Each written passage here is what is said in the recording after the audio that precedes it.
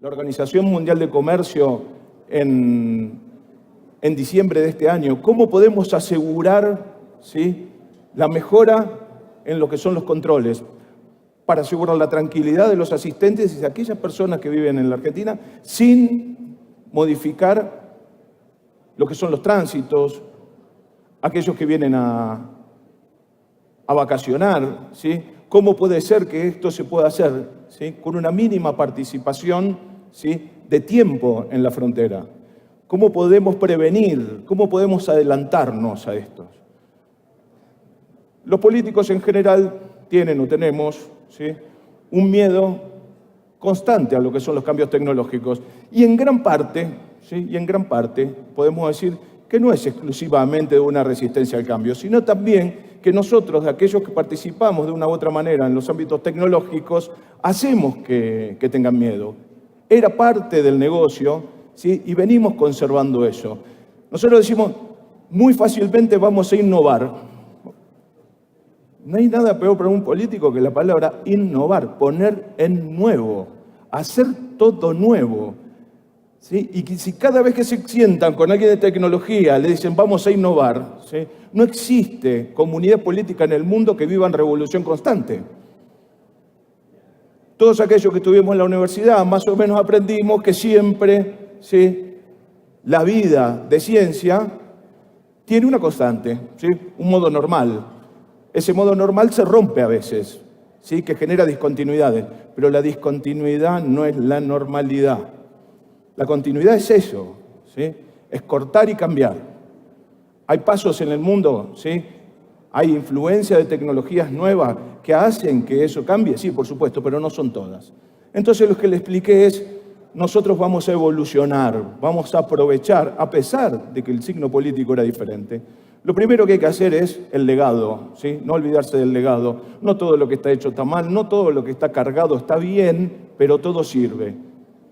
Me acuerdo cuando me senté con los primeros analistas, me decían, tenemos mucha información de fuentes diferentes, no estructurada, y casi todo tiene graves falencias de consistencia de datos. Yo vengo escuchando eso, lamentablemente tengo 53 años, vengo escuchando eso hace 30 años. Si ese es el problema, retirémonos. Entonces, sí, empezamos a pensar al Estado como una sola unidad. Y aquellos problemas que teníamos de legado, ¿sí?, de fuentes estructuradas, no estructuradas, finalmente iban a ser una constante. Que podía haber políticas para acomodarlo, ¿sí?, pero no lo íbamos a hacer desaparecer. Nosotros tenemos agentes de migraciones 10 horas sentados atendiendo a nuestros pasajeros. Imagina que pueden tener 10 horas la concentración para cargar los datos exactamente. La respuesta es no, pero es no en la Argentina, es no en Estados Unidos, es no en Colombia. Entonces, ¿sí?, en esa visión de Estado único y de utilizar todas las fuentes de datos, ¿sí?, comenzamos a pensar, ¿sí?, en un análisis, pero al siguiente nivel. Es lo que hicimos, lo hicimos, y es mucho esfuerzo invertido. Entonces, a partir de ahora, lo que le tenemos que agregar a esos datos, ¿sí?, es inteligencia, es utilizar una base única, uniformada, ¿sí? Entonces, en esta pequeña charla, ¿sí?, de la cual espero no extenderme, porque estoy recordando mis antiguos tiempos como profesor universitario, ¿sí?, voy a tratar de dar una introducción y qué beneficios tiene la plataforma que hemos diseñado, ¿sí?, y en cuánto tiempo se desarrolló. Lo primero que le pregunté a las personas que conformaban el equipo es, ¿ustedes saben cuántas personas pasan, ¿sí?, por un tránsito normal? ¿Cuántas personas atiende un agente por día? Porque siempre es fácil echarle a nuestros usuarios, ¿sí?, entre comillas, la culpa del fracaso, ¿sí? Obviamente, todo lo que estamos en tecnología, privatizamos los triunfos, socializamos los fracasos. Si fracasamos, es una cuestión cultural. Y no es así. La tecnología viene a modificarnos nuestra vida para mejor, nunca para peor, y si nos salió mal es culpa nuestra. Sí, estoy convencido de eso. De hecho, la palabra tecnología en sí misma es un término vacío. No existe la tecnología sola. ¿Sí? Entonces, ¿tecnología en qué? La Argentina tiene proyectado para este año unos 84 millones de tránsitos. 250.000 radicaciones. Somos el país con mayor cantidad de extranjeros de Latinoamérica. 250.000 radicaciones. Shanghái tiene, por año, Shanghái tiene, por ejemplo, todo su arco de inmigrantes en 164.000, ¿sí? Contado en los últimos 10 años. Para que tengan idea, las asimetrías que tiene Latinoamérica. Latinoamérica no está en contra del inmigrante, somos inmigrantes todos. Yo no los veo diferentes a mí y creo que ustedes no me ven diferentes. Con lo cual nos dimos cuenta que una persona podía estar atendiendo algo así como 400, 500, 600 pasajeros por día. 600 pasajeros por día. ¿Sí? Con sus amarguras, con sus alegrías. No todos van de vacaciones. Entonces, dijimos, ¿cuánto tiempo pasamos, ¿sí?, en analizar nuestros datos? ¿Cuántas fuentes de datos tenemos? ¿Cuántos los obligamos a hacer un trabajo repetitivo que lo podría hacer, sí, la tecnología o los desarrollos tecnológicos? Y en vez de pensar a nuestro usuario como una traba, empezamos a pensar a nuestro usuario como un potenciador del negocio, si la palabra negocio se puede aplicar a esto. Entonces, lo primero que se armó fue un pequeño grupo para identificar las fuentes, independientemente de en qué estaba desarrollado, en qué estaba guardado, cuál era la estructura de datos. Y empezamos a pensar cuál era la finalidad última. La finalidad última era que aquellas personas que no tenían problema y que las podíamos identificar rápidamente tuvieran menos carga, ¿sí?, en el control, porque ya las teníamos controladas previamente. Si tenemos mayor inteligencia, y no hablo de inteligencia como uno normalmente puede tenerla, sino digo en inteligencia del dato que tenemos, ¿sí? Si esa persona es un viajero frecuente en el puente Buenos Aires-Río porque tiene un negocio, ¿sí?, y sé que es productivo para la Argentina y lo ha hecho 10 veces por mes, tengo 10 veces su huella digital, 10 veces su foto, esa persona puede pasar casi sin hacer el trámite de migraciones, porque aparte le empezamos a agregar fuentes. Entonces, esas fuentes de diferentes formatos nos dieron la base conceptual. Estamos hablando que esto era una reunión de gente que tomaba gaseosa, comía algunas cosas ricas y imaginaba, ¿sí? No soñaba. A mí la palabra soñar me cuesta analizarla, ¿sí? Porque un sueño, ¿sí?, es algo difícil de analizar. Si no, pregúntenle a Freud. ¿Sí? Es algo muy complejo de analizar. Esto es un trabajo real, es un objetivo a alcanzar. Entonces, queríamos empoderar al usuario, queríamos empoderar a ese agente. Y no es un agente de cambio, no vive cambiando constantemente. Les voy a dar un ejemplo. ¿Sí? Latinoamérica, ¿sí?, pues todos hablamos de las redes, el mundo globalizado, ¿sí?, y parece que eso fuera un invento de los últimos 30 años. Señores, los países de Latinoamérica tuvieron su independencia en menos tiempo, ¿sí?, que Ethernet se pudo afianzar en el mercado tecnológico. ¿Sabían eso? El mundo era globalizado también en esa época. Si hablamos de redes, ¿cómo creen que Roma pudo estar casi al frente del mundo conocido, ¿sí?, si no era con redes? El problema que tenemos hoy es la velocidad y la cantidad, ¿sí? Y no innovamos todo el tiempo, los datos son muy parecidos, mis datos no cambiaron desde que nací. Entonces, podemos armar análisis estables sobre información de diferentes fuentes, y la información es estable. A veces, ¿sí?, no la tenemos exactamente igual. ¿Y es culpa de quién? Y es culpa de la evolución. Esa palabra que a veces a nosotros nos cuesta, ¿sí?, legado y evolución. Ojalá, ¿sí?, ojalá después de un trabajo uno tenga una fuerza innovadora, ¿sí? Me acuerdo cuando le pedíamos los trabajos de tesis en la universidad a nuestros alumnos. 40 alumnos, 40 temas originales. Es difícil. No somos el MIT, ¿sí? Nosotros nos basamos en hechos reales. Y otra cosa, todo lo que sabemos lo tenemos dentro de nuestras bases de datos. ¿Nuestro conocimiento construido es universal? Sin ninguna duda, no. Y eso también es un dato que tenemos como defecto aquellos que nos dedicamos al sistema. Todo lo que no tenemos dentro de nuestra red, de nuestra base de datos o de la nube no existe. porque no lo generé yo, porque puede tener mala calidad. ¿Sí? ¿Ustedes creen? ¿Ustedes creen que uno puede, ¿sí?, no tener en cuenta a los usuarios de las redes sociales? ¿Ustedes creen que nosotros no tenemos características normales, ¿sí? Y estoy hablando de normalidad, aquella conducta que nosotros vamos repitiendo, ¿sí? ¿Ustedes creen que no hay una curva de moda en lo que hacemos?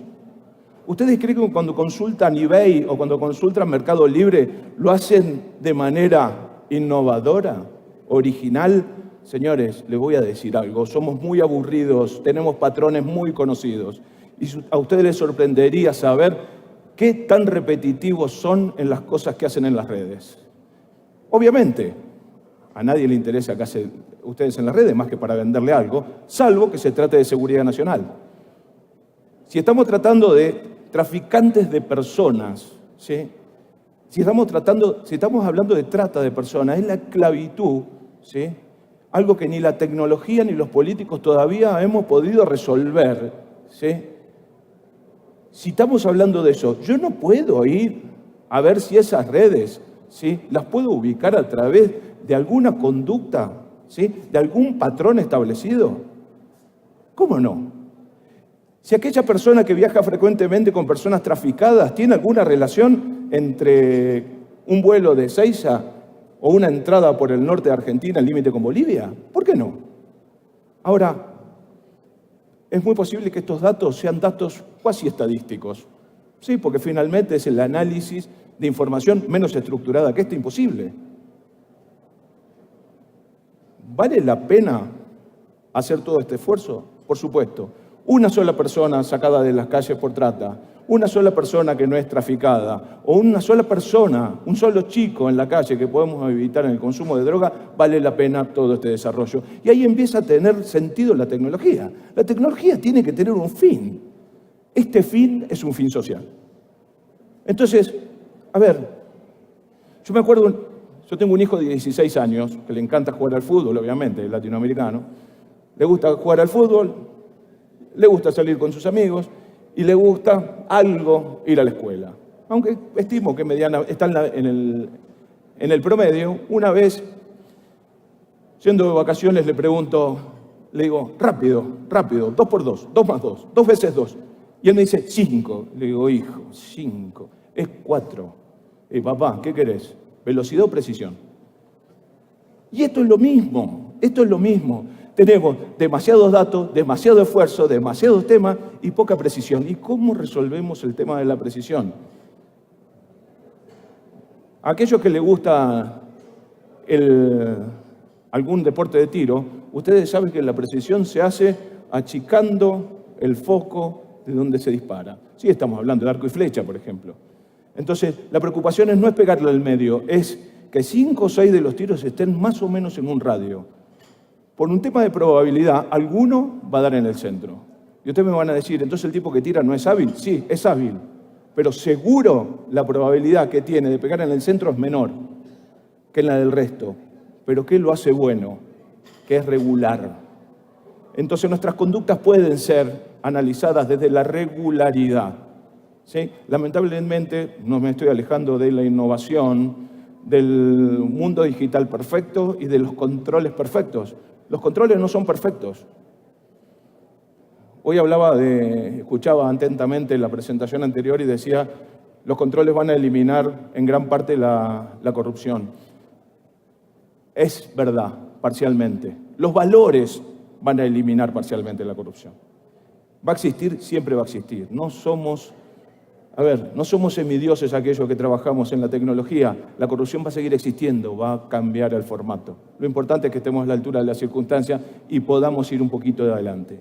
Y esto es, ¿sí?, no tenerle miedo a las fuentes abiertas, ¿sí?, analizar los intereses de la gente, porque también tenemos que basarnos en qué le está gustando a la gente. Nosotros vivimos en una isla donde si no pasa lo que nosotros queremos, ¿sí?, finalmente lo que estamos haciendo es buscar un culpable y no decir, a ver, ¿y por qué no vemos, ¿sí?, ese perfil? ¿Sí? ¿Y por qué no vemos si esos perfiles van cambiando constantemente? Y aparte, obviamente, me acuerdo el primer día, dije, puedo acceder desde mi casa. Un servicio migratorio no para nunca. 24 horas, 365 días del año. Y le dije, ¿puedo entrar desde mi casa con mi celular? Me dijeron, sí, que tenemos que ver si le damos el grado de acceso. Y mi pregunta fue, ¿por qué no mejoramos lo que hay? Pero dame el grado de acceso del primer día. Insisto, porque no tenemos un fin tecnológico, tenemos un fin social. ¿Sí? El esfuerzo y el recurso está aplicado a lo tecnológico. Entonces, para esto, intentamos diseñar una aplicación de Big Data. Gran cantidad de información, millones. Estoy hablando 58 millones, ¿sí?, de tránsitos por año. 58 millones de huellas, 58 millones de fotos, 58 millones de notas al margen. Y a su vez eso multiplicado por, ya tenemos casi 15 años. ¿Cómo iba a dilapidar ese legado? ¿Sí? ¿Qué tiene que ver la ideología con la tecnología? ¿Sí? O una placa funciona más rápido porque soy comunista o soy de derecha. ¿Sí? ¿Qué piensan? ¿Que los neoliberales tienen tecnología más rápida que el resto? Señores, les voy a decir algo. La tecnología es neutra a nosotros, gracias a Dios. Entonces dijimos, bueno, un único punto de acceso pensado en un punto de acceso virtual, ¿sí?, para poder condensar toda esa información, independientemente de la fuente y cómo me la brindaban, para poder armar una estructura de datos que tuviera que ver con la finalidad y no al revés. No hago según lo que tengo, sino hago según una función social, y si no lo tengo, lo construyo. Y les voy a decir algo, esta idea de pensar al Estado como uno solo nos dio grandes sorpresas. Y otra cosa, hay una palabra que nosotros utilizamos frecuentemente mal, que es la palabra heurística. ¿Sí? Nosotros vamos a hacer una estructura heurística. La palabra heurística es un invento moderno, ¿sí? La utilizó Einstein en uno de sus tratados y significaba algo así como la estructura de cómo saber hacer las cosas. En esa estructura de cómo saber las cosas se puede utilizar como sustantivo o como adjetivo, ¿sí? Yo lo utilizaría más como adjetivo en esto y diría, si nosotros los latinoamericanos hablamos de una manera, conversamos de una manera, lo dijimos de una manera, ese software, ¿sí?, tiene que empezar a aprender de nosotros, no nosotros del software. Este software está en inglés, no, a ver, tiene que estar en español y tiene que usar terminología que utilizamos en la Argentina, ¿sí?, donde perro es Cusco, donde mujer es mina. Y ustedes van a decir, ¿qué tiene que ver esto? No, tiene mucho que ver. Porque cuando los sistemas empiezan a aprender de uno, ¿sí?, se hace muchísimo más fácil, se hace muchísimo más natural y el usuario adquiere la cultura hasta sin ser capacitado. Porque nosotros siempre utilizamos, esta es la cultura organizacional. Muy pocas veces decimos, construimos cultura organizacional. Y para eso hay que darle las herramientas. Otra cosa es, ¿sí?, pasar de un modelo. Nosotros hacemos autopsia de todo. Es, una vez que explotó, decimos, bueno, entró por este paso, en realidad teníamos un indicio, pero no. O sea, todo lo que hacemos es para atrás, y no solamente nosotros, ¿eh? Gran parte del mundo está así. ¿Por qué no pensar en una cuestión predictiva? ¿Por qué no estar un paso adelante? Hasta falibles, ¿sí?, hasta con esa información que no parece tan completa. Entonces, esta heurística empieza a decir, a ver, para el mundo de los orientales, nos engañan a veces porque ponen el apellido en el nombre y el nombre en el apellido en algunos documentos apócrifos. Muchachos, busquémonos los dos. Busquémoslo por algo, por la fonética. ¿Cómo puede ser que no podamos hacer esto a esta altura de las circunstancias? Traigamos nada más que el conjunto de datos que queremos ver. Empecemos a generar patrones, empecemos a generar perfiles, pero no nosotros en un ámbito solitario. ¿Sí? Nuevamente, la idea del Estado único. ¿Sí? Entonces, ¿qué es lo que hay que hacer? Policía aeroportuaria, redes sociales, información anticipada de pasajeros. Si hoy sé, los pasajeros, cuando salen de Europa para Argentina, tardan 12 horas. Lamentablemente estamos muy lejos, ¿sí? Lamentablemente porque se cansan, pero afortunadamente, 20 minutos después de que salieron, tengo la información de todo, hasta dónde están sentados, con quién vienen, con quién viajan. Tengo 12 horas de anticipación, 12 benditas horas. Y en esas 12 horas, ¿sí?, Podemos consultar a la Policía Federal, a la Prefectura. Podemos comparar hasta los datos biométricos si es que tenemos algún dato de Interpol. Nosotros incluimos Interpol en este sistema hace un año. ¿Saben cuántas personas promedio hemos detenido en este tiempo haciendo este análisis predictivo? Una por día. ¿Sabe qué significa? Menos asesinos, menos violadores, ¿sí? Menos tráfico de personas. ¿Detuvimos a todos? Seguro no. Y seguramente están pensando cómo evadirnos. Y nosotros estamos pensando cómo tratar de que no nos evadan. Y esta es la comunidad. Entonces abrimos todo. Abrimos. No hay que cerrarse, hay que abrirse. Para eso están las redes. Esa es la verdadera evolución. Tenemos un dato, lo compartimos, obviamente, entre los analistas, ¿sí? Entonces decimos, ¿cómo podemos armar esto? ¿Qué armo? Armo un perfil de la persona, ¿sí? Teniendo todas las bases de datos, sabiendo extractar, utilizando la tecnología de Big Data, de la inteligencia artificial, podemos armar perfiles. Y les digo algo, en 18 meses de desarrollo, hoy les puedo decir, 18 meses en la vida institucional de un país es nada. Es nada. Si agarraran a un filósofo le diría que ni existe ese punto. 18 meses de desarrollo, hoy nosotros podemos perfilar a cualquiera de aquellas personas que pasaron por migraciones. Yo hoy tengo mi teléfono en línea al sistema. En línea.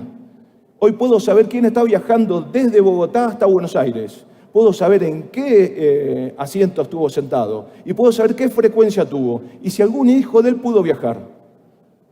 Eso es perfilar. Pero a su vez puedo armar otras cosas, ¿sí? Puedo tomar acciones sobre eso, puedo hacer un patrón, porque hay cosas que a mí me preocupan, como les preocupan a ustedes. Y puedo decir, quiero saber quién viene, y esto pido disculpas por el estereotipo que voy a usar, pero por lo menos uno tengo que usar.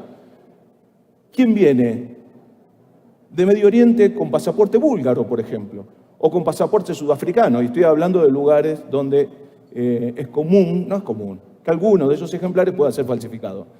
Entonces, cuando yo pongo la construcción de un patrón, es para mí y para toda la organización. Argentina tiene algo así como 10.000 kilómetros de frontera, 10.000 kilómetros. Tiene 250 pasos. Si yo lo hago para mí, y el del Paso del Norte lo hace para él, y el del Paso del Río de la Plata lo hace para él, y el del Paso... Es incalculable el tiempo que perdemos. Entonces, ¿qué hacemos? La acción es, si yo pongo un patrón, queda listo para todos y lo ven todos. ¿Saben por qué? Porque tampoco puedo hacer cosas particulares. Nosotros trabajamos con personas y a las personas no se las investiga, salvo, ¿sí?, que tengamos un indicio real que puede ser perjudicial para la sociedad. Entonces, facilitamos el trabajo del analista, hacemos un trabajo colaborativo y finalmente, ¿sí?, las decisiones que son más complejas, que tienen que ver con las cuestiones personales, con aquellos datos que son sensibles, sí la toma el analista, pero hasta que llegó el analista, toda la organización está trabajando para eso. ¿Qué buscamos? Todas las fuentes, lenguaje natural, la cercanía, fuentes unificadas, múltiples atributos, porque yo puedo, en el caso, ¿sí?, de tener una persona que tenga una presunción cierta, que está en alguna actividad ilícita, también ver cómo se comporta, ¿sí?, que retiene, ¿sí?, cuáles son sus contactos, ¿sí?, la detección de patrones, ¿sí?, y finalmente eso me va a llevar a una detección de una anomalía que va a poder hacer que mi trabajo, en vez de ser forense, sea un trabajo predictivo. Lo que decíamos de los perfiles, lo que decíamos de las acciones. Tenemos un mundo alrededor de otro mundo y así lo vamos a analizar. ¿Qué es lo que estamos buscando? Que aquellas personas, ¿sí?, que contribuyen al desarrollo de un país, sea nativo o sea extranjero, estén tranquilos, tengan facilidades y sepamos a través de los elementos electrónicos que su tránsito por una de nuestras fronteras, la de Argentina, la de Colombia, la de Brasil, va a ser un tránsito simple y rápido y que los 4 o 5 o el 1 o menos del 1% que se dedican a actividades ilícitas no están influyendo negativamente en mi tiempo. Y también asegurar, ¿sí?, que todos aquellos que están dentro de ese porcentaje mínimo van a tener las máximas trabas. ¿Vamos a ser perfectos en esto? No vamos a ser perfectos. Nunca se es perfecto al controlar. Y esto, tengo más de 20 años en sistemas de control. Nunca es perfecto. Pero solamente, como decíamos, un chico que no consuma más drogas es un máximo pago que uno puede tener. Entonces, grandes volúmenes de datos, redes de datos, termómetro de intereses. Esto es algo que tenemos que aprender. La sociedad tiene sus intereses independientemente de lo que hagamos en tecnología, ¿sí? La gente se enamora independientemente de nosotros, la gente se casa independientemente de nosotros y viaja independientemente de nosotros. Qué osado, ¿no? Y no nos dicen nada. Modelo predictivo. Esto es lo más importante. Es estar un paso adelante de algunas de estas irregularidades, no de todas, ¿sí? Y luego aplicar, ¿sí?, nuestros máximos esfuerzos para que esto, porque toda esta base de inteligencia es muy buena en manos buenas, pero es un riesgo, ¿sí?, en manos de aquellos que tratan de dañarnos. ¿Sí? La inteligencia tiene que ser protegida. Todos nuestros estados son más inteligentes de lo que ustedes piensan. Este año he recorrido varios lugares del mundo analizando sus sistemas migratorios. Un mes en la Universidad de Shanghái estudiando para esto. Les puedo asegurar que Latinoamérica tiene una oportunidad profunda. No somos xenófobos, nos aceptamos entre nosotros, creemos en la honestidad y creo que vamos a superar la barrera de los valores, ¿sí? Porque dicen, somos primitivos, ¿sí? Es posible. Somos capaces, ¿sí?, de ser agresivos, es posible. Pero Latinoamérica nunca, en los últimos 150 años, promovió ninguna guerra global, ¿sí?, ni mató a 25 millones de sus seres. Con lo cual, empecemos a compararnos realmente. Somos grandes naciones y si le agregamos inteligencia a nuestro trabajo, podemos hacerle la vida muchísimo más fácil a nuestros habitantes. Gracias.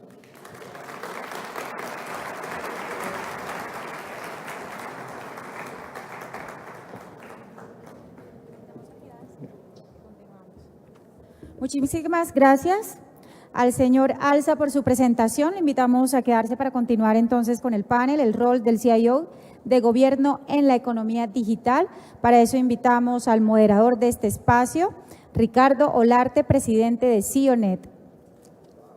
Un aplauso.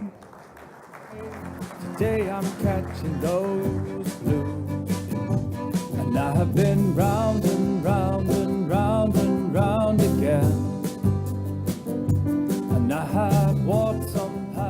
Bueno, muy buenas tardes. Gracias, Margarita.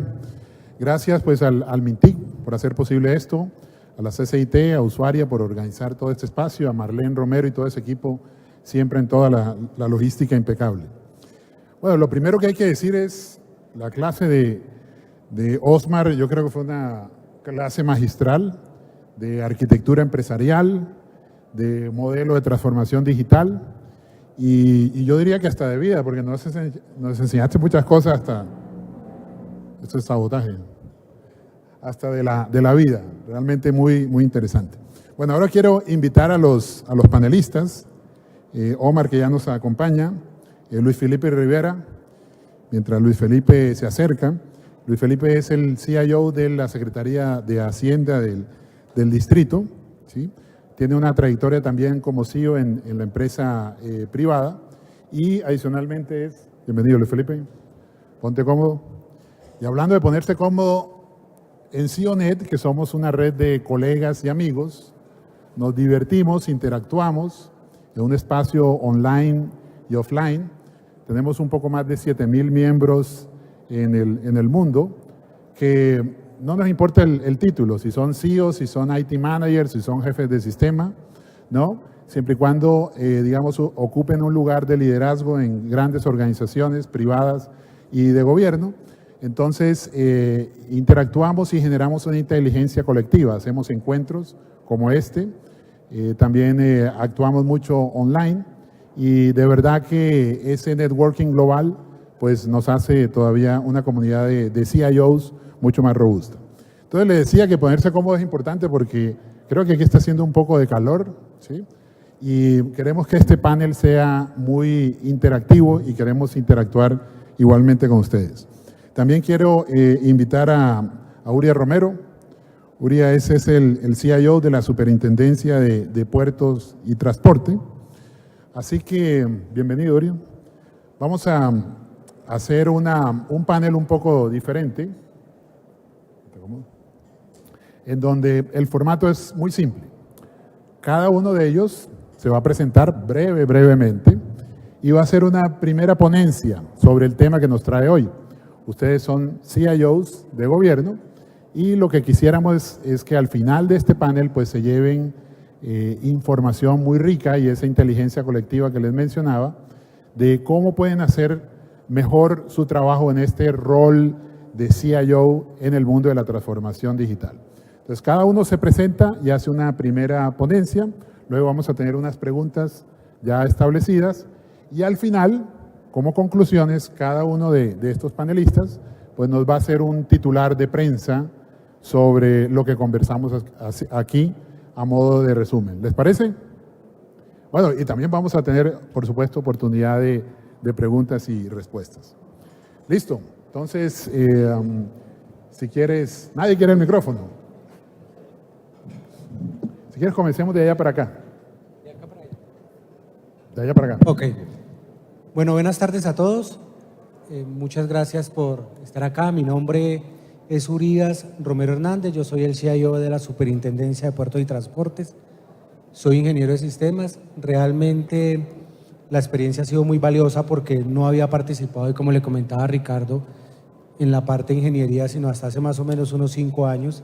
Antes estaba en el sector privado y en el sector comercial, más que todo. Entonces, es una excelente oportunidad pues para mostrar o para decirles qué hemos hecho en el país, qué hemos hecho al menos en nuestra entidad, que nos da un gran punto de partida para poder saber que sí se puede, que Colombia puede y que podemos nosotros como CIOs hacer muchas cosas para poder sacar este país adelante.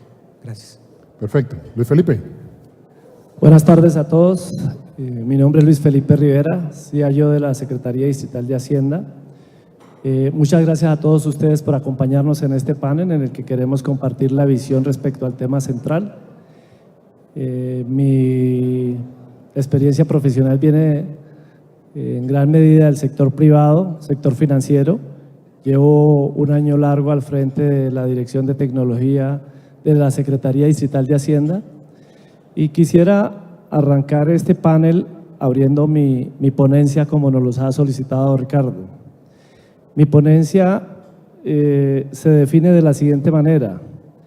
El CIO que ha venido históricamente y tradicionalmente al frente de la estrategia de tecnología de las entidades, tanto en sector privado como en sector público, en mi opinión, sin desprenderse de su responsabilidad, debe poner gran parte de su esfuerzo en el negocio. Debe, siendo CIO, integrar el comité ejecutivo de la entidad a la que pertenezca, representando el negocio, poniéndose de lado el negocio para acercar la tecnología al negocio. Muchas gracias. Gracias, Luis Felipe. Osma. Bueno, mi presentación, yo soy técnico en sistemas, licenciado en ciencia política y soy administrador de empresa y gestión política. Estoy muy lejos ya de los ámbitos duros de la tecnología. Coincido, los CIOs de tecnología deben estar al servicio del objetivo, ¿sí? Son una herramienta fundamental, estratégica, pero no pueden ceñir el progreso de las organizaciones a las cuestiones tecnológicas. El peso que hay de las cuestiones sociales, culturales, educativas, ¿sí? De la historia de cada uno de los países, tienen tanto peso como la tecnología. Entonces deben participar en ese mundo, deben abrirse a ese mundo y adquirir muchísimas más aptitudes de aquellas llamadas aptitudes blandas, ¿sí? Que acompañan, y estoy absolutamente seguro, la excelencia en la tecnología que tienen cada uno de nuestros CIOs en Latinoamérica. Excelente. Bueno, es un panel interesante porque tenemos puertos, dinero y gente. Hablemos un poco de desafíos. En tu caso, Urias, ¿cuáles ves esos principales desafíos que puede tener un CIO en esta era de la transformación digital? Bueno, uno de los principales desafíos es poder integrar todo lo que tiene que ver con tecnología con la parte humana. Fíjense que pues bueno, yo soy de la época en la cual todavía usábamos el papel y era muy extraño tener un correo electrónico. Entonces, cuando empiezan a haber tecnologías que permiten tener más comunicación, porque realmente la tecnología lo que nos ha avanzado o lo que nos ha apalancado es la comunicación, pues nos permite avanzar. Pero ¿qué pasa? Que nosotros como ingenieros muchos somos técnicos, algunos, como le decía yo a Ricardo al inicio, yo soy vendedor, es lo único que sé hacer. Y cuando llegué a la Superintendencia de Puertos y Transportes me dediqué a vender la tecnología al servicio de la persona.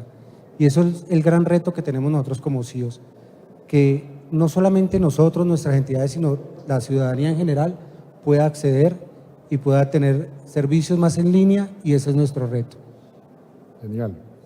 En tu caso, Luis Felipe, hablando de retos, y lo conversábamos antes de este panel, ha sido muy bueno lo que ha hecho el MINTIC con el 415, tener esa definición del rol del CIO dentro del gobierno, de ponerlo a la altura del comité de gerencia, digamos, de cualquiera que sea la entidad pública. Pero no parece haber un poco de falta de claridad alrededor de eso, de cuál es exactamente el rol.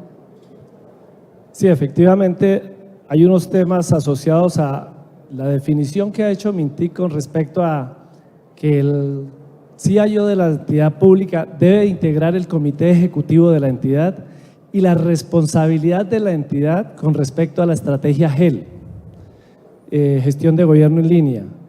En ese orden de ideas, y para hacer precisión, efectivamente el rol del CIO debe tener puesto en el comité ejecutivo donde se toman las decisiones que rigen los destinos de la entidad pública. Y la entidad pública, al igual que cualquier compañía del sector privado, debe basar su estrategia en tecnología, porque proveemos servicios de consumo masivo.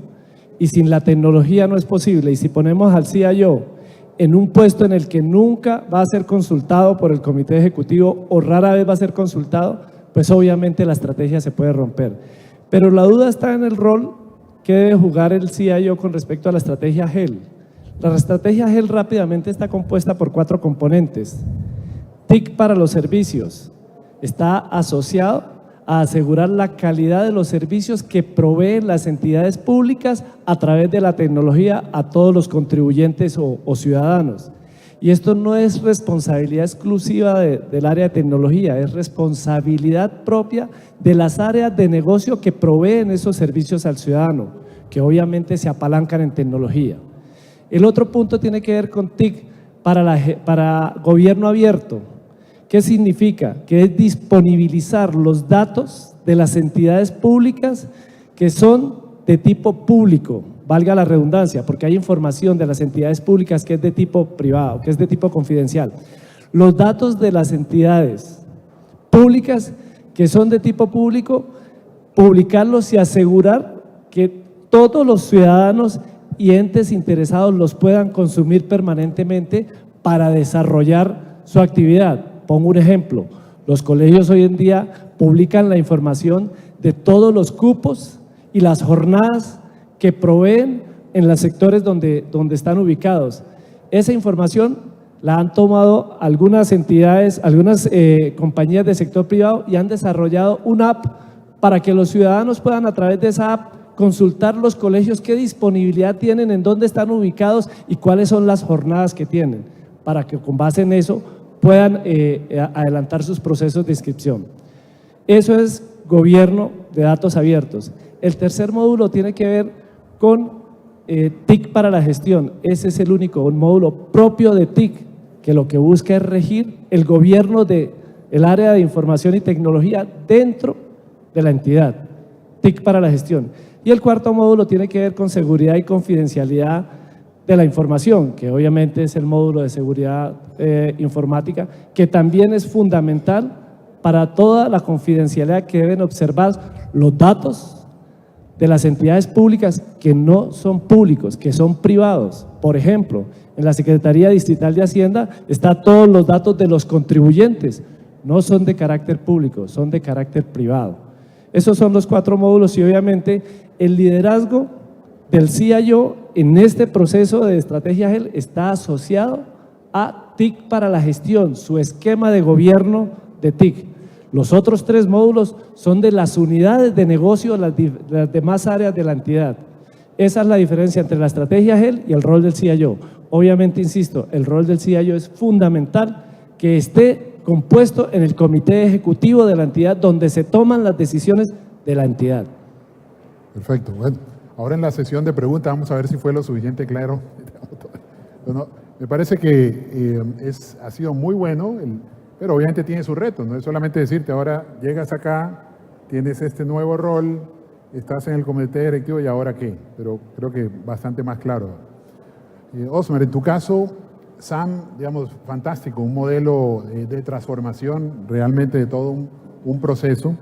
Pero, ¿cuáles fueron esos principales desafíos, digamos, que tuviste que afrontar para hacer esa, te entendí, en 18 meses, todo un cambio, ¿no?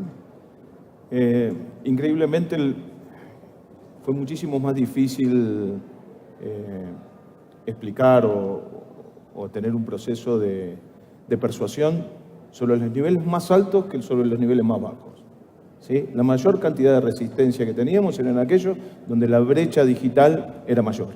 Y nos dimos cuenta que esas personas eran las que conducían el área. Entonces, hicimos un enorme esfuerzo, ¿sí?, en tratar de generar nueva cultura, pero no solo a través de la formación, porque también es, para aquellos que tienen años dentro de las organizaciones, exponerlos ante sus empleados, como que van a formarse exclusivamente para tener una visión parcial igual a la que tienen ellos, ¿sí? Era muy duro y era posible que eso nos llevara al fracaso. Con lo cual, lo que hicimos fue interactuar muchísimo. Yo coincido con la visión del CEO.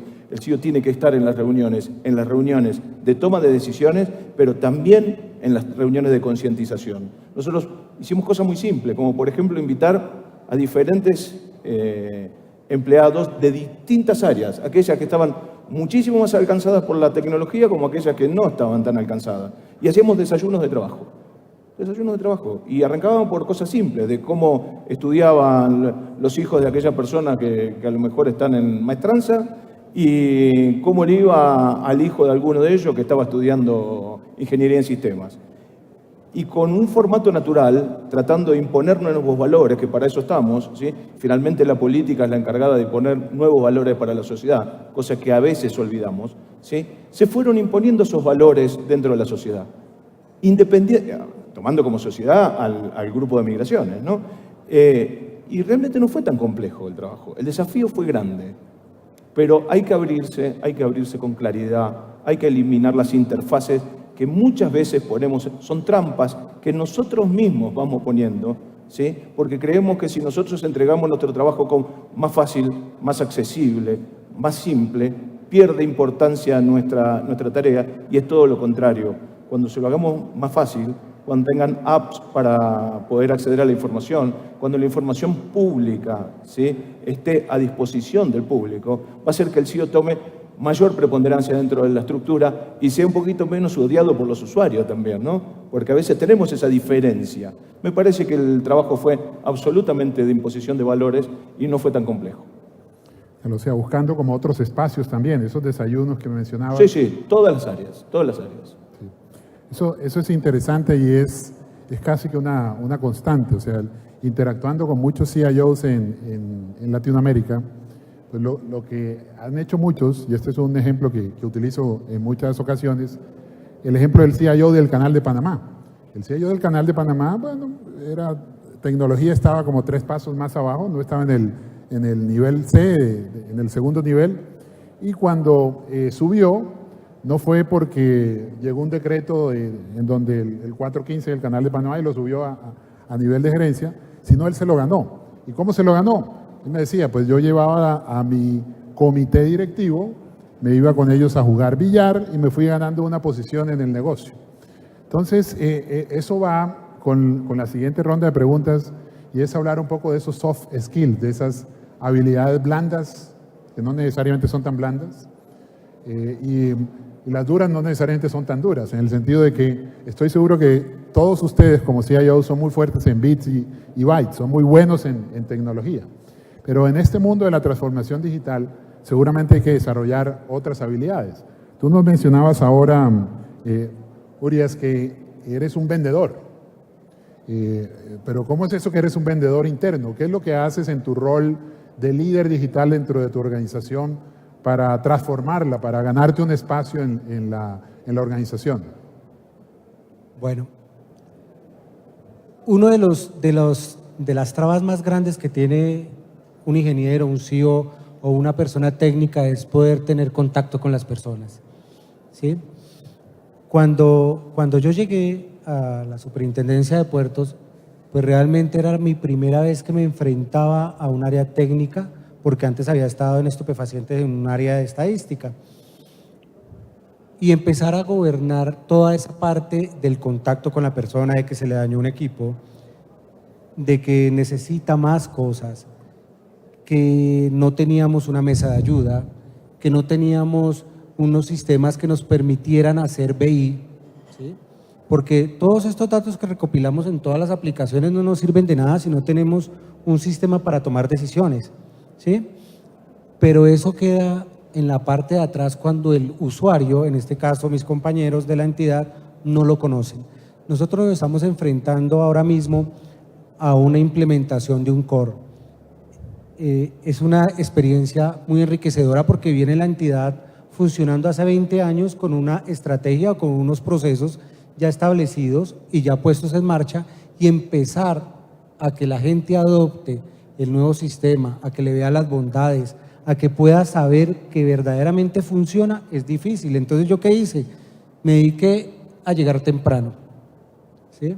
Me dediqué a contestar los correos, porque muchos de nosotros nos dedicamos todo el día a contestar correos. Entonces me dediqué a contestar correos más o menos 1 hora, hora y media en la mañana y hora y media en la tarde. Y de ahí en adelante me dediqué a recorrer la entidad. Tenemos una gran ventaja, es que solamente tenemos 3 edificios, el principal que queda acá en Chapinero, todos en Bogotá, una sede de atención al ciudadano que tenemos en La Soledad y una sede de archivo y de procesos que tenemos en la estación de La Sabana compartida con la policía. Entonces me dediqué a ir sitio por sitio, a decirle a la persona qué necesita. Luis Felipe, ¿tú qué necesitas? ¿Necesitas de nosotros qué?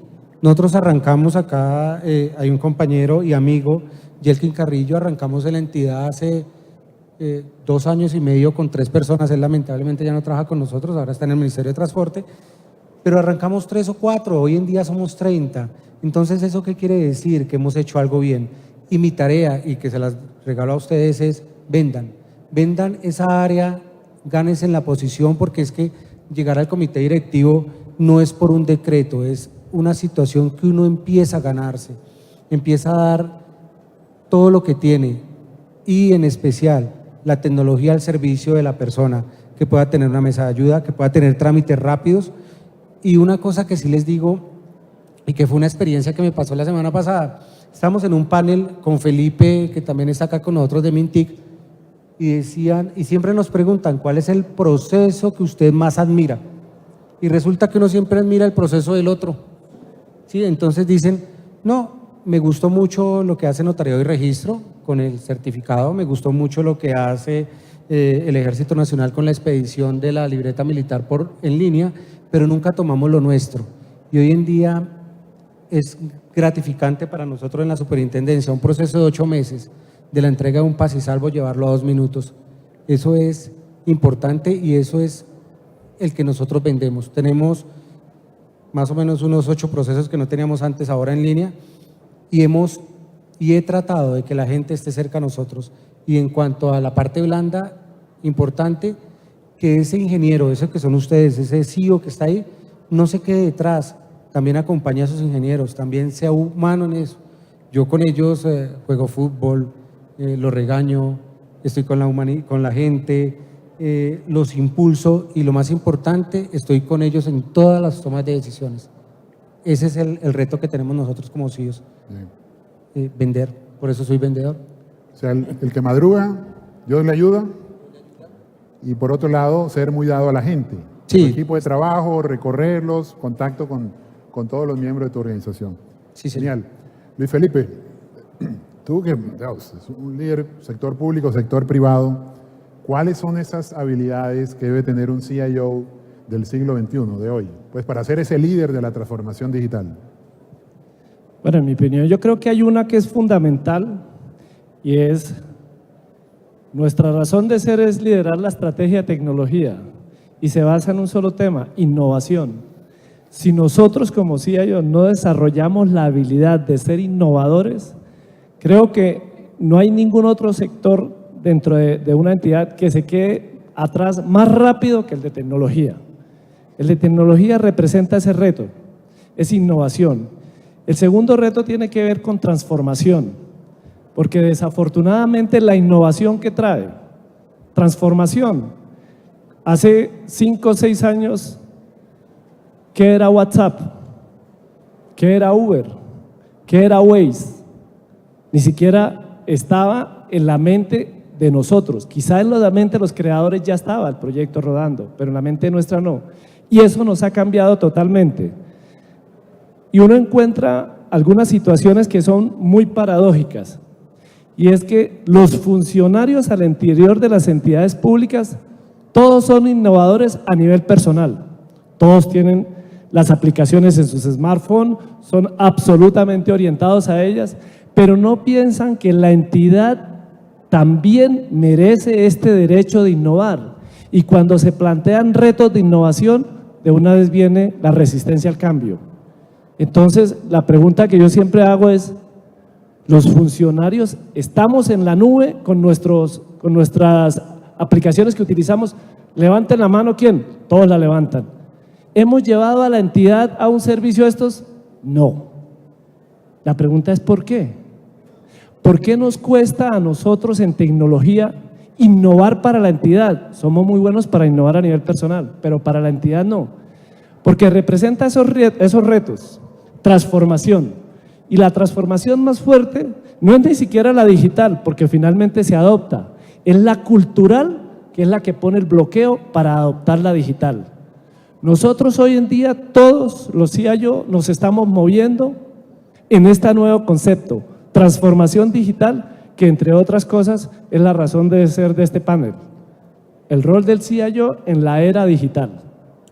Todos estamos orientados focalizados en la transformación digital, pero el reto grande está en transformar culturalmente las entidades del sector gobierno, porque ahí es donde todo se encuentra con una muralla. Para los ciudadanos de la Secretaría, usuarios de los servicios de la Secretaría Digital de Hacienda, acabamos de liberar una oficina virtual y próximamente vamos a liberar una app en sus smartphones para que liquiden y paguen todos sus impuestos. Es movernos hacia eso. Ese es el reto que tenemos adentro. Y las habilidades blandas, como lo menciona Ricardo, están en lograr esa transformación cultural. Lograr la transformación digital requiere habilidades duras, conocimiento, innovación y tecnología, pero lograr la transformación cultural requiere habilidades blandas y requiere temas de liderazgo y temas de relacionamiento que son fundamentales y temas de venta. Tenemos que ser vendedores. O sea, casi que Luis Felipe, de pronto el título de CIO no debería ser Chief Information Officer, sino Chief Innovation Officer, más hacia esa Ese línea. es el punto. Chief Information Innovation Officer, pero para ser Chief Innovation Officer, ojo, hay que desarrollar la habilidad de transformar culturalmente las entidades. De lo contrario, nos vamos a encontrar siempre con esa barrera. Y tú, Osmar, digo que también estás en el mundo de la academia y supongo que a tus alumnos también le desarrollas estas nuevas habilidades, no solamente las hard, sino las soft. ¿Cuál sería la recomendación a esta audiencia de qué tipo de nuevas habilidades debería desarrollar el rol de CIO? Yo tuve hasta hace 2 años una cátedra que era Teoría de la Persuasión. ¿Sí? Y me voy a sumar al comentario, ¿sí?, de las habilidades duras y las habilidades blandas. No compiten entre ellas, son cooperativas, si se quiere, pero sí hay un orden. ¿Sí? Yo tengo en el auditorio a mi señora, hubiera sido imposible que la besara antes de convencerla. Entonces, las habilidades blandas, una vez tenida la estrategia, debe estar en la cuestión cultural. Primero hay que enseñar la intención, hay que mostrar el valor para después, ¿sí?, empezar a implementar los programas. Si funciona al revés, seguramente yo me hubiera llevado un cachetazo y las organizaciones también se lo llevan. Como decía un amigo, los juguetes no hacen la fiesta, ¿no? Y la tecnología, pues sí, puede ser de nuestro argot hasta juguetes, ¿no? Eso llega, pero primero lo que mencionas. Oye, a propósito, muchas gracias por estar aquí, muchas gracias de estar también con tu familia, gracias a Red Hat por haber apoyado que estés acá. Vamos a hacer una última ronda de preguntas, o la última pregunta un poco técnica, y luego abrimos a la audiencia, ¿les parece? Bueno, hablemos un poco de las nuevas tecnologías, de IoT, de toda esa cantidad de dispositivos. ¿Qué tiene que ver estas nuevas tecnologías, blockchain, con el mundo de gobierno social, de nuestro rol como CIO en gobierno? ¿Les parece? O si tienen algún ejemplo, o si tiene relevancia o no, sería interesante la opinión. Si quieren ahora, para invertir el orden, comencemos de aquí para allá.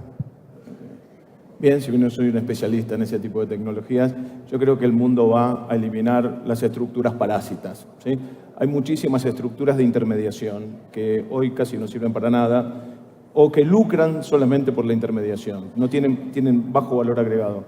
Me gustó la idea que propusimos hoy en el hall, charlando con el amigo de Prosegur, ¿sí?, de que hay muchísimas aplicaciones para este tipo de tecnología. Y él esbozaba, y me gustó el ejemplo, ¿sí?, esbozaba que en un futuro no muy lejano uno va a poder votar desde la casa, ¿sí?, haciendo de una obligación casi formal un placer ciudadano. Entonces, imaginen que pudiéramos votar desde nosotros. El domingo pasado hemos tenido un proceso electoral en la Argentina. Yo mi familia está dispersa en Buenos Aires. Yo creo que hice algo así como 150 kilómetros para que cada uno fuera a votar. Eliminamos nuestro almuerzo cotidiano, etcétera, etcétera. Lo hicimos, obviamente, con alegría, pero hubiera sido muchísimo mejor si lo pudiéramos haber hecho con seguridad de nuestros hogares. Eso hubiera eliminado el proceso de... A ver, todos los procesos electorales tienen una sombra. Cuanto más manuales son, mayor riesgo tienen que pueda ocurrir algo en el medio, ¿sí?, algún tipo de práctica no deseada. En cambio, si tuviéramos intercambio de información en estos pequeños paquetes que nos aseguran la trazabilidad y la seguridad, y a su vez que me pueda ir mostrando después de las 6 de la tarde, cuando termina el tiempo de comicio, inmediatamente cuáles son las tendencias, creo que viviríamos en sociedades más justas y más seguras, ¿sí?, haciendo de procesos que de repente suenan más estresantes en procesos gratos. Genial. Sí, probablemente blockchain tiene que ver con mucho con eso. Exacto. Oye, Luis Felipe, bueno, pagar impuestos no es tan divertido, pero ¿cómo hacerlo divertido? ¿O vamos a tener un chip en el futuro pues para...? Bueno, en términos del uso de tecnologías, como las que acaba de mencionar Ricardo, en el sector Hacienda cumple una función fundamental para la ciudadanía, y es recaudar los impuestos. Nosotros, ¿en qué nos debatimos? En facilitar el recaudo y evitar la evasión. Hoy en día estamos hablando de edificios inteligentes, casas inteligentes, carros inteligentes y ciudades inteligentes. Todo basado en el uso de sensores, que es en lo que se basa IoT. Nosotros vamos en el futuro a poder utilizar IoT para poder censar los bienes por los cuales el contribuyente debe tributar y poder de esa manera empezar a bajar la evasión. También tenemos una dificultad adicional asociada a la evasión que tiene que ver con el censo de empresas que deben tributar el impuesto del ICA. La tecnología nos podrá facilitar en muy corto tiempo el uso de drones para hacer mapas de calor, de movimiento de personas en horas pico. Se mueven las personas en horas pico fuertemente cerca donde están las empresas. Eso nos va a poder permitir a nosotros desarrollar estrategias para ir físicamente a censar empresas. Este tema de las nuevas tendencias tecnológicas, las nuevas tecnologías, claramente nos va a facilitar a nosotros el recaudo de nuestros impuestos. Pero por otro lado está el tema de definición de evitar la evasión, pero por otro lado está el tema de mejorar los servicios a los contribuyentes, para lo cual estamos desarrollando estos nuevos servicios que próximamente vamos a lanzar. La oficina virtual que ya está publicada y el app de movilidad que les va a permitir a ustedes, en medio de un trancón, hacer la liquidación y pago de impuestos. Hoy en día hay que correr a la casa, a un computador o a un banco o a un supercade. Con la solución de movilidad en los smartphones van a poder los contribuyentes desde cualquier punto liquidar y pagar, porque ahí tendrán disponible la pasarela de pagos. Urias, se nos está acabando el tiempo, pero ¿cuál sería tu punto de vista? Y pasemos de una vez al titular de prensa. Bueno, mi titular de prensa sería que el CEO debe ser una persona con excelentes condiciones académicas, habilidades blandas y un vendedor. El CEO vendedor. Luis Felipe. Mi titular de prensa sería transformación cultural, la barrera a vencer para lograr la transformación digital. Genial. ¿Y el tuyo, Osvaldo? La imposición de valores hace posible la transformación digital. Genial. Bueno, yo quiero agradecerle a estos panelistas. Creo que cubrimos en poco tiempo una serie de temas. Espero que ustedes se hayan llevado muchas mejores prácticas, tips, experiencias de estos líderes digitales. Y bueno, quiero felicitarlos y darles un fuerte aplauso entre todos. Yo no sé, ya me he estado diciendo que se está acabando el tiempo, pero no sé si hay espacio para preguntas a los organizadores. ¿Hay un espacio para preguntas? Bueno, creo que eso significa no. Bueno, muchas gracias a todos y de nuevo a ustedes.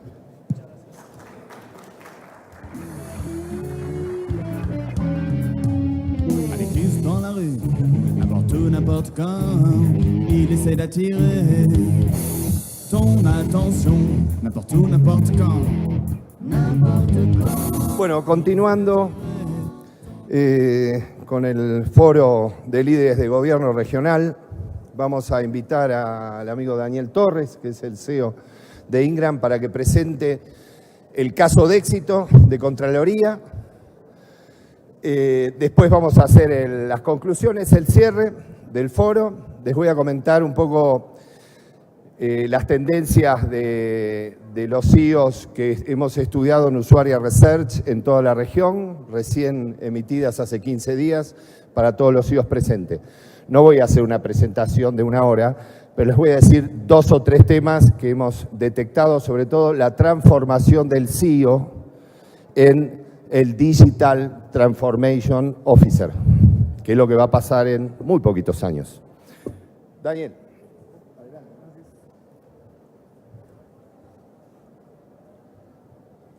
Bueno, muy buenas tardes a todos. Para aquellas personas que no me conocen, mi nombre es Daniel Torres, soy el gerente general para Ingram Colombia y Ecuador. Este año particularmente hicimos una evaluación de los foros de gobierno en los que habíamos participado en los años anteriores y nos unimos con Colombia Digital para hacer un estudio que era la percepción de la adopción de la tecnología en entidades del gobierno. Y nos aliamos con el Centro Nacional de Consultoría para entrevistar a 120 empresas del Estado. Hoy tenemos el placer de, a través de Colombia Digital, invito a Luis Enrique Mejía, aquí al estrado, presentarles el caso de la Contraloría Digital de la Nación. Es un gusto para mí también presentar a Victoria Eugenia Díaz, no sé si ya llegó, están bien en camino, y a Javier Torres, director conceptual del proyecto en la unión temporal con Jason y Colombia Digital. Javier, bienvenido. Luis Enrique, bienvenido.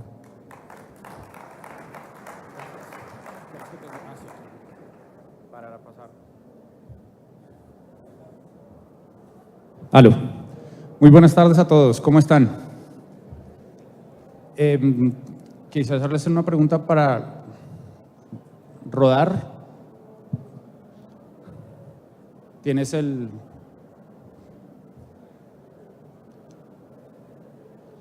Gracias. Perfecto. Bueno, muy buenas tardes a todos.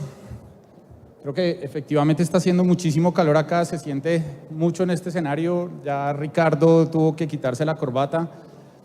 Antes de empezar, quiero saber qué audiencia tenemos. Y si bien esto es la semana de gobierno digital y si bien estamos en la lógica de la interacción digital, pues hay cosas que definitivamente necesitan hacerse de manera personalizada. Me gustaría, en la lógica clásica de levantar la mano y participar, saber ¿de qué tipo de entidades provienen ustedes? Por favor, levanten la mano quienes están representando entidades públicas. Excelente, digamos es un 60% del auditorio. Entidades privadas. Organizaciones sin ánimo de lucro. Pocas, muy bien. Excelente. ¿Quiénes de ustedes están formalmente investidos con el rol de CIO? Muy bien. ¿Quiénes de ustedes tienen otros roles de toma de decisiones en tecnología que son análogos al rol del CIO, pero no con ese nombre exacto? Perfecto. Ahora les cuento por qué les hago estas preguntas. Esas eran las preguntas de entrada del estudio de percepción sobre el nivel de madurez de gobierno electrónico que realizamos en asocio con Ingram Micro y Colombia Digital. Era un estudio que buscaba, de alguna manera, entender la forma en la que los tomadores de decisión de entidades públicas en el rol de gestionar la tecnología entendían que las capacidades de su organización estaban dadas para adoptar los procesos de gobierno electrónico. Esto, si bien lo mencionaban hace un momento en el panel, podría ser la responsabilidad específica del tomador de decisión en tecnología, pues nos hemos dado cuenta que no necesariamente es así. Si bien la habilitación tecnológica de los procesos de gobierno electrónico estrictamente pasa por manos de los tomadores de decisión en tecnología, que vamos a llamarlos CIOs, realmente ese proceso de transformación para el gobierno electrónico no solamente implica el proceso de tecnología, sino todo el cambio organizacional y el cambio de mentalidad que está detrás de ese proceso. De manera que esto promueve innovación, eficiencia, transparencia, gobernabilidad. Y si nos ponemos a mirarlo con detenimiento, definitivamente eso no solamente le corresponde al área de tecnología, eso le corresponde a las entidades. Transformarse es una responsabilidad de las entidades y de las organizaciones. Tenemos hoy una posibilidad. Podemos acceder a servicios tecnológicos, a sistemas de información, sabemos manejar grandes volúmenes de información que nos permiten tomar mejores decisiones estratégicas y de gobierno, pero definitivamente tenemos que pasar por el uso y apropiación de esas herramientas y de toda esa tecnología para poder poner esto en marcha. Pues nosotros, en asocio con Ingram, como les venía contando, realizamos un estudio para poder validar cuál era la percepción de los tomadores de decisión sobre ese nivel de madurez de sus entidades. Y ese estudio está publicado en las páginas web de Colombia Digital y de Ingram para que ustedes lo puedan consultar. Se llama Estudio de Nivel de Madurez en Gobierno Electrónico de las Entidades Públicas. Yo en este momento solamente me voy a tomar 5 minutos para contarles cuáles fueron las principales conclusiones que obtuvimos de ese estudio. De entrada, estas conclusiones claramente no son la verdad revelada y no son las únicas conclusiones posibles acerca del estudio. Sin embargo, nosotros llevamos a cabo un análisis que nos permitía validar cómo estaban las entidades en términos de información, de gestión de esa información, como el principal activo para toma de decisiones en este momento para los temas de gobierno, cómo se sentían en términos de habilitación tecnológica, en temas de activos tecnológicos, no solamente los dispositivos, sino también todo el software y hardware que está, digamos, montado sobre esos servicios tecnológicos. nos preguntamos qué pasaba con la cultura de gobierno electrónico y la estrategia de largo plazo, cómo estaba el gobierno electrónico arraigado en la entidad. Y a partir de todas esas dimensiones, llegamos a 8 factores claves que de alguna manera recogen lo mismo que las conclusiones del panel anterior permitieron visibilizar. En primer lugar, como condición fundamental para la adopción de procesos de gobierno electrónico, es necesario que una entidad apropie la razón fundamental para implementar una estrategia de gobierno electrónico.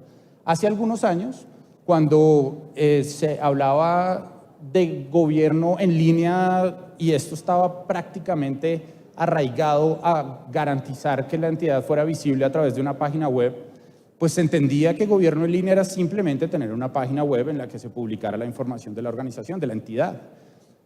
Realmente lo que está detrás del gobierno electrónico es algo más profundo. Es una visión de transformación a partir de tecnología y el pilar principal o la conclusión principal para que una organización, una entidad pública pueda adoptar procesos de gobierno electrónico es que entienda que el uso de la tecnología está ahí para favorecer el cumplimiento de los objetivos misionales y para garantizar una transparencia y una visibilidad y un mejor servicio a los ciudadanos. En segundo lugar, es determinante que haya un liderazgo claro por parte de esos gestores de tecnología, que los hemos visto aquí sentados y que efectivamente son ustedes que están aquí en el público. Ustedes deben estar empoderados y ser líderes de este proceso de transformación, porque son ustedes quienes entienden lo que está a la raíz de ese proceso y quienes garantizan que ese proceso efectivamente se materializa. Es muy importante valorar la opinión de los ciudadanos en el ejercicio misional de las entidades. Este proceso de contar con tecnología realmente lo que hace o lo que habilita en términos profundos es la facilidad de interacción, la transparencia en la interacción, el acceso a esa información. Y teniendo esa información es necesario que para que sus entidades tengan buenos índices de gobierno electrónico y puedan efectivamente prestar buenos servicios, consideren la visión de los ciudadanos, lo que además debería garantizar que esa oferta de servicios digitales de su entidad considere las visiones de los ciudadanos, o más bien de los usuarios, porque no en todos los casos son solo ciudadanos. Es necesario trabajar por favorecer la transparencia y visibilidad mediante el uso de datos abiertos y promover el uso de canales digitales de interacción entre la entidad y los usuarios. Esto realmente parece evidente, pero las bases, bien lo menciona el Ministerio, las bases de una estrategia de gobierno electrónico exitosa son la eficiencia, la transparencia y la gobernabilidad. Y finalmente, es necesario alinear la visión de la organización con esa visión de gestión de tecnología para que efectivamente todas las acciones que la organización debe emprender en el cumplimiento de sus objetivos misionales se satisfagan con esa habilitación tecnológica. Y como lo mencionó Ricardo al cierre del panel anterior, favorecer la adopción de nuevas tecnologías. Hay una especie de autocompasión, lo diría yo, acerca de ese proceso de adopción de nuevas tecnologías. Es cierto que las inversiones tecnológicas no siempre tienen un retorno tan evidente en el corto plazo, es cierto que son inversiones altas en capital, altas en operación, pero nuestra habilitación de servicios al ciudadano y nuestra habilitación de cumplimiento de objetivos misionales requieren ese tipo de herramientas. Inteligencia artificial, Internet de las cosas, están cada vez más cerca de nosotros. Hace 30 años la inteligencia artificial parecía un sueño de película. Hoy es real y cada vez está más cerca para implementarse. Dentro de este proceso, además, no solamente es necesario garantizar esa adopción de nueva tecnología. Para que una organización pueda gestionar adecuadamente los procesos tecnológicos, requiere una planificación interna, y bien lo mencionaba Luis Felipe hace un momento, requiere que haya una alineación en esa dimensión de TIC para la gestión. Y esa dimensión se fortalece a través de un proceso que seguramente ustedes conocen, que es el proceso de la arquitectura empresarial. Y es precisamente el proceso del caso de éxito que en este momento me complace presentarles. Voy a invitar a Javier Torres y a Victoria Díaz, representantes del proyecto que está ejecutando un proceso de transformación en la Contraloría General de la República, habilitado con tecnología a través de la arquitectura empresarial. Por favor, Javier y Victoria, bienvenidos. Hola. Con la verde pasas la... Listo, gracias. Muchísimas gracias. Dale ese. Bueno, muy buenas tardes a todos. Muy buenas tardes, gracias. Mi nombre es Javier Torres y me acompaña Victoria Díaz, quien es la CIO de la Contraloría. Y vinimos a contarles el caso de la transformación y el fortalecimiento de la Contraloría a través del programa de arquitectura empresarial. Y vamos a arrancar con esta gran iniciativa que espero que les sorprenda porque ha sido un trabajo bastante interesante. Lo primero que tengo que decirles es que según el informe de competitividad del 2014, los países con mayores niveles de competitividad tienen menos niveles de percepción de corrupción. Y ahí Colombia realmente pues, no está en las ligas mayores, tiene la posición 90. Tenemos un desafío muy grande. Ante ese problema que detectó la Contraloría, hay una baja efectividad en el ejercicio de las acciones de control fiscal y hay que atenderlo. Entonces se puso al trabajo de erradicar varias problemáticas. La primera, cómo mejorar la limitada calidad en los procesos y los resultados. Resulta que tan solo el 38% de las entidades pueden ser auditadas. El segundo problema es que el indicador de control de corrupción, Colombia está por debajo del promedio latinoamericano. Ahí tenemos un desafío muy grande, luchar contra la corrupción y posicionarnos como una entidad de orden mundial. Este es el mapa global donde podemos ver que Colombia está en azul clarito. Deberíamos estar en verde clarito. Tan solo el 1% del total de los hallazgos fiscales concluyeron en un fallo de responsabilidad social, de responsabilidad fiscal. Ahí hay un gran reto de recuperar recursos públicos que se pierden por la desafortunada realidad que tenemos de corrupción. Pero además tenemos otro gran problema y es la baja eficiencia en los procesos y en los resultados de las auditorías que cada vez deben ser más eficaces. Una limitada integración de 24 herramientas y sistemas de información en diferentes plataformas de desarrollo. Eso genera unas dificultades operativas muy grandes. Y por último, tenemos una baja percepción de parte del ciudadano sobre qué es lo que hace la Contraloría y cómo se lucha contra la corrupción.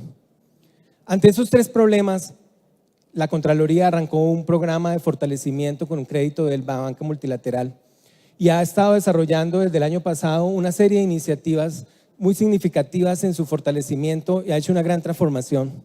Como han visto, el nuevo edificio de la Contraloría está allí en la calle 26, un edificio súper moderno, amplio, que tiene toda la operación y que ha empezado a generar unos resultados importantes. Entonces determinó que la arquitectura empresarial es la columna vertebral de esta transformación y que para ello tenemos que incorporarlo como una práctica estratégica, no solamente como unos diseños, sino como algo que realmente se convierte en el ADN de esa manera de trabajar, para estandarizar, articular, armonizar todos los cambios, todos los proyectos, todas las iniciativas. Esto está ocurriendo y lo que está ocurriendo es la implementación de una práctica estratégica que facilite las transformaciones, que las alinee con las preocupaciones y que al final funcione de una manera disciplinada, estructurada y muy importante, perdurable en el tiempo, porque lo que se está construyendo es la Contraloría del futuro. Esto significa una articulación entre la estrategia, el modelo operativo y la tecnología. Si no articulamos estos tres elementos, no podemos hacer una fuerte transformación. Y para ello tenemos que alinear la visión, un trabajo por las diferentes perspectivas estratégicas de procesos, de información, de sistematización, de tecnología y de uso y apropiación. Y también trazar un camino con un mapa de ruta que nos defina unos proyectos transformadores para que lleguemos a esa línea de destino que tanto estamos soñando. El proyecto que se está adelantando incorpora 4 ejercicios de arquitectura y también la instalación de la capacidad de arquitectura en la Contraloría. No solamente proyectos aislados, sino generar la fortaleza para poder seguirlo desarrollando con la misma gente funcionaria pública que les quiero decir cada vez nos sorprenden más en su capacidad de entendimiento del Estado y del control fiscal. Los 4 ejercicios de arquitectura tocan los macroprocesos más significativos: el control fiscal macro, el control fiscal micro, la responsabilidad fiscal y la participación ciudadana. Y todos ellos los hemos estado adelantando en el tiempo. Ya terminamos los 2 primeros y estamos haciendo los 2 segundos, también con una tarea de transferencia de conocimiento y de generar la documentación y las capacidades internas para seguir administrando la arquitectura. También estamos caminando hacia el modelo de referencia internacional de GAO, que es la Contraloría de los Estados Unidos, que plantea un ciclo de madurez, porque esto no se hace en un solo envión, esto toca hacerlo a medida que vamos desarrollando las capacidades internas. Ya vamos más o menos en la etapa 3 y estamos conquistando la etapa 4, y yo estoy seguro que el próximo año tendremos una Contraloría muy madura, ojalá en etapa 5.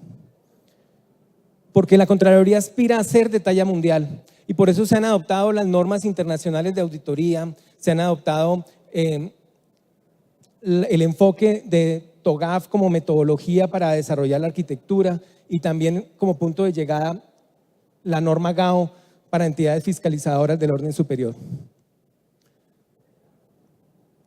La idea es tener todas las iniciativas articuladas, coordinar los esfuerzos, tener todas las arquitecturas, pero muy importante, tener la visión estratégica y ser capaces de gestionarla y mantenerla. Yo le quiero dar la palabra a Victoria para que nos cuente cómo hemos logrado al interior y cómo desde la perspectiva interna se ha podido desarrollar esto, que ha sido un proyecto en alianza de Colombia Digital y Heinzion Tecnologías, quienes hemos trabajado con la Contraloría en esta iniciativa. Vale, gracias, Javier. Bueno, como Javier lo comentaba, este proyecto que estamos adelantando en compañía de la Unión Temporal Colombia Digital y Heinzion es un proyecto que se encuentra en el marco del programa de fortalecimiento de la Contraloría. Y es un programa que nos va llevando a que nosotros tengamos una Contraloría digital, muy en la línea de lo que es este evento hoy.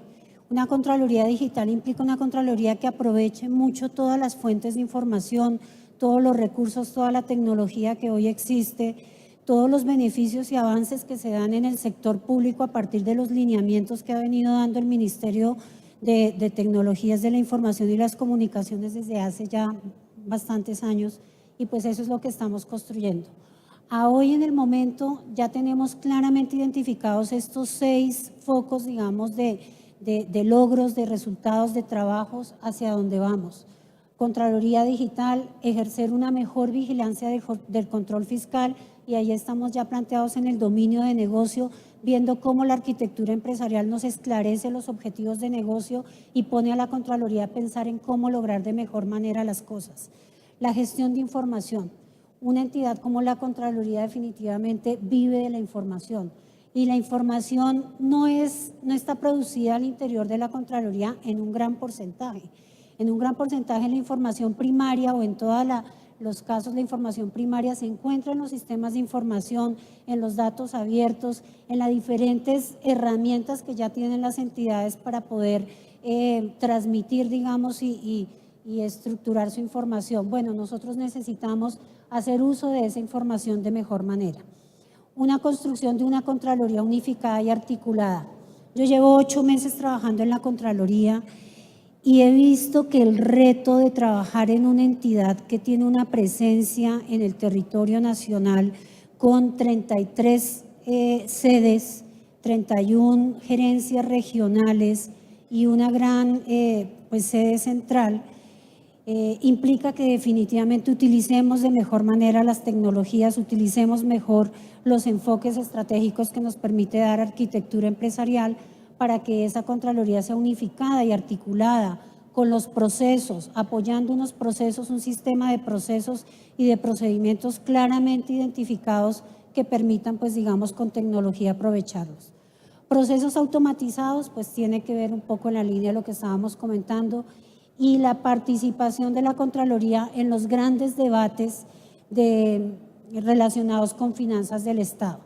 No sé si de pronto no es muy conocido para la gente, se ve, digamos, en el común, que la Contraloría es simplemente pues ese ente que va y hace auditorías, pero no, resulta que en la Contraloría también hay una gran cantidad de personas que están dedicadas a conocer muy bien de las finanzas públicas, gente muy formada que conoce de manera macro cómo van las finanzas del Estado en los diferentes sectores y pues obviamente que son interlocutores válidos que tienen mucho que aportarle a ese análisis estratégico de lo que son las finanzas en el Estado. ¿Cómo queremos lograrlo y qué nos ha dicho los ejercicios de arquitectura empresarial y que nos empiezan allá a vislumbrar el camino? Nos dicen, hagan una gestión integral de los sujetos de control. Nosotros tenemos aproximadamente 586 sujetos de control específicos para lo que son auditorías, pero también tenemos una amplia cobertura con los temas de regalías, de participación y pues con el tema de los objetos y seguimientos sectoriales a lo que son las políticas públicas y los objetivos como tal de inversión en el Estado. La modernización, que más que la modernización es el fortalecimiento del proceso auditor, con unas auditorías que puedan ser más eficientes en línea y aprovechen de esa información que ya existe, pero también que ayude a poner el ojo de una manera mucho más fina en esos aspectos y en esos puntos en donde mayor riesgo hay o en donde seguramente se necesita que haya un mejor control fiscal como tal. Adicionalmente, la planeación integral. Cuando se hacen las auditorías, obviamente se requiere hacer todo un ejercicio previo de planeación y para poder planear de buena manera se necesita tener y utilizar todos los mecanismos y toda la información que se requiere que permita crear equipos auditores altamente calificados, los más idóneos para el sector que se vaya a auditar, además también de una manera eficiente tratando de gastar los recursos pues de manera eficiente, que no desperdiciemos, que no nos salgan muy costosas esas auditorías, que no sean, digamos, y nos den un beneficio costo importante. El fortalecimiento del conocimiento de los sujetos de control, es decir, si vamos a evaluar un sujeto de control, si vamos a hacerle seguimiento y no lo conocemos bien, pues obviamente no va a ser tan efectiva nuestra acción. Queremos conocerlos mejor y pues para conocerlos mejor necesitamos hacer análisis de datos y necesitamos usar estratégicamente la información. El fortalecimiento de los canales, porque pues obviamente cada vez necesitamos estar más interconectados y que no solamente se quede hacia adentro de la Contraloría la información que se genera a partir de esa información primaria que se recauda en las auditorías y de los análisis que se hacen, sino también de esa información que se genera y ese conocimiento que se genera como tal, poderlo compartir con el sector académico, con la industria, con las otras entidades del Estado, para que con la ciudadanía en general, para que entre todos podamos de verdad, como lo decía Javier, seguramente avanzar en este tema de que el control hacia los problemas grandes de corrupción que tenemos en el país pues sean cada vez, digamos, nos vean más fuertes como tal, como Estado, como gobierno. Un fortalecimiento en el modelo de seguridad, la seguridad de la información. Nosotros tenemos información sensible y tenemos información que tiene reserva como tal, pues se encuentran procesos de responsabilidad fiscal, por ejemplo, y las personas que están implicadas en esos procesos o las personas jurídicas o naturales. Necesitamos que los procesos de seguridad de la información den garantía de que toda la información que se gestiona al interior de la Contraloría pues esté, digamos, protegida y se esté gestionada de manera correcta. ¿Cuáles han sido los factores críticos de éxito que nos permiten en un tiempo para mí récord? Porque la verdad es que la Contraloría es una entidad muy grande y compleja y Javier lo decía, estamos haciendo 4 ejercicios de arquitectura y de pronto pues algunos dirán, bueno, pero 4 ejercicios de arquitectura de pronto no son tanto, ¿no?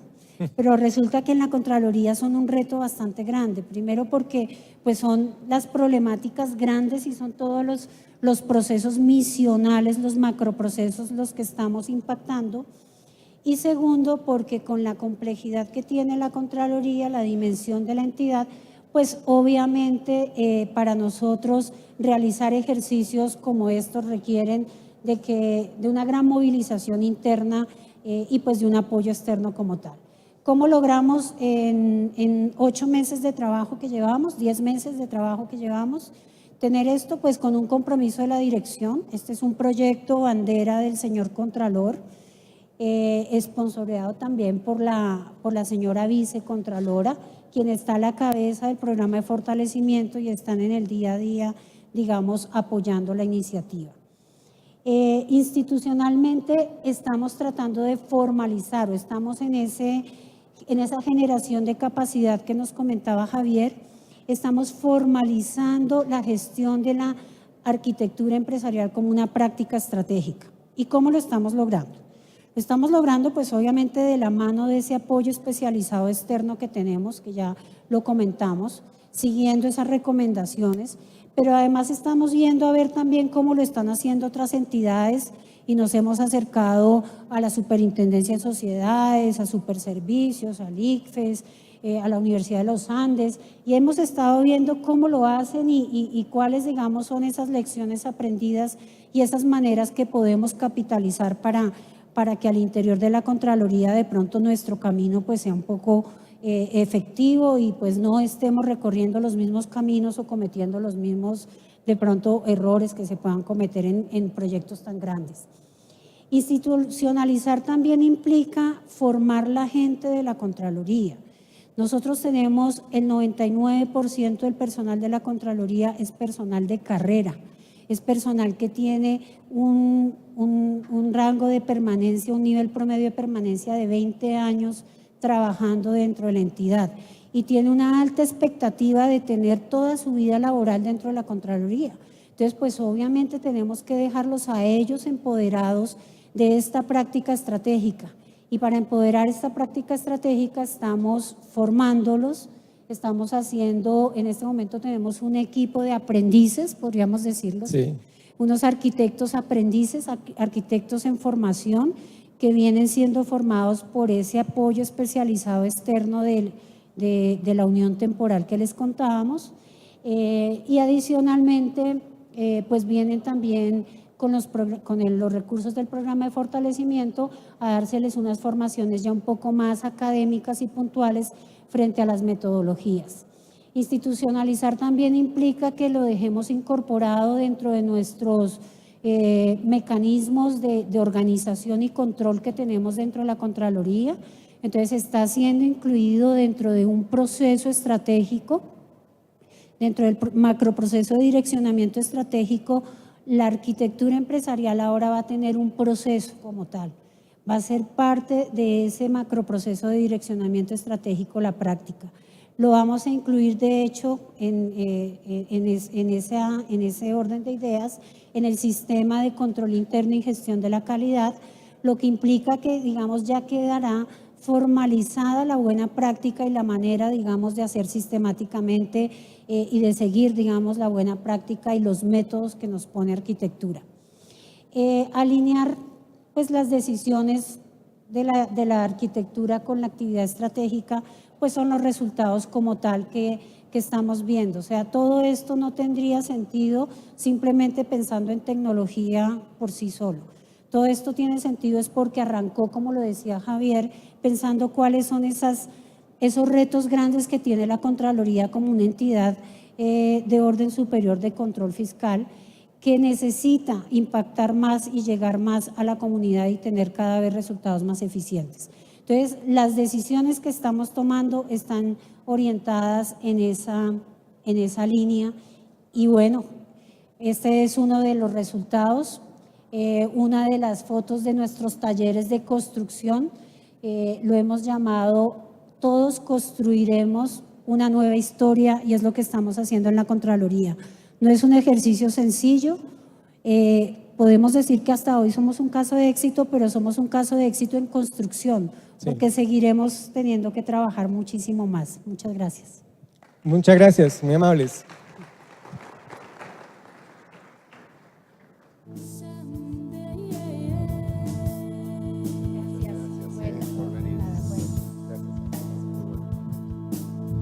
Bueno, ya nos vamos. Ya me pagaron. Yo pagué, como organizador del evento y directivo presidente de Usuaria de la ONG Internacional, les quiero agradecer a todos por haber venido al 8º Foro de Líderes de Gobierno. Para los que llegaron recién, Usuaria es una ONG, 35 años, la primera de Latinoamérica, está representada por todos los CEOs y hacemos, entre otras cosas, este evento, que es un éxito en 8 países. Acá en Colombia nos reciben genial y agradecerle al ministro Luna, al viceministro y a todo el equipo de Gobierno Digital que nos ha podido brindado este espacio.